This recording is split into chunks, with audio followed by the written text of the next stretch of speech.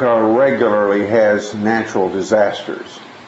Of course, everybody tries to do what they can to protect themselves against disasters with insurance. But the federal government, over the last 50, 60 years, has assumed a position as an insurer of last resort.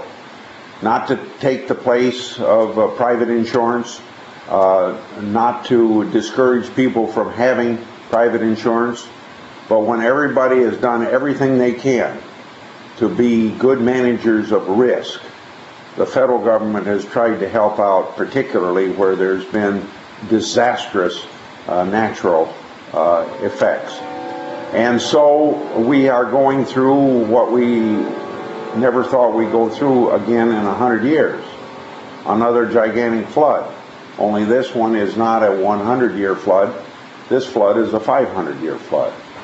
So just as soon as we can make the proper assessments, and in the meantime, while we're making assessments, try to give people resources to do what they meet their daily needs of food and shelter and things of that nature. We are going to be able to offer more help. And the way to find out if you're entitled to this help, and I can't get you anything the law doesn't allow, but the natural disaster programs that are in place have been in place over a long period of time. They're tried and tested. Sometimes they're fine-tuned, but they've been basically the same program for a long period of time. And there's $5.5 billion in the disaster fund right now.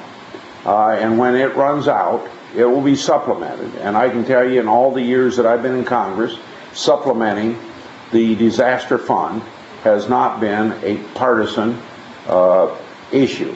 It's been one that has been done basically by consensus, almost with unanimity. So it will be replenished if more than the $5.5 billion are needed. But it has to be replenished anyway, because down the road, a year or so, there's going to be another natural disaster the money will have to be used for. So to make sure that you get in on what's available, call 1-800-621-FEMA and register your name, and you will get a number. That number is good for 18 months. And it's one that you can use to access by the 800 number everything in the future, every connection you have to have. Now, under some circumstances, people will have to come around from FEMA and make an assessment. There are programs in the Small Business Administration, for instance, low-interest loans if your home needs to be replaced. You need to keep track of everything you spend. If it's reimbursable, you'll have to have a receipt for it being reimbursed. That would be like staying in a motel room, buying carpeting for your house after you threw the old carpeting out because of the flood damage, et cetera, et cetera. You need to document. And if you're a small business person, you need to make a contact right away with the Small Business Administration, because you too may qualify for loans. Now, don't wait to do any of these things.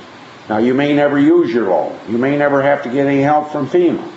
But if you aren't registered, there's going to be some cutoff date, and if you try to get in after that cutoff date, it's too late. So get in right now. Don't take any chances. Do everything you can to protect yourself. And if you have some problems, I would ask you to call my offices in Cedar Rapids, Waterloo, or Des Moines, and our name is in the government pages of the telephone book.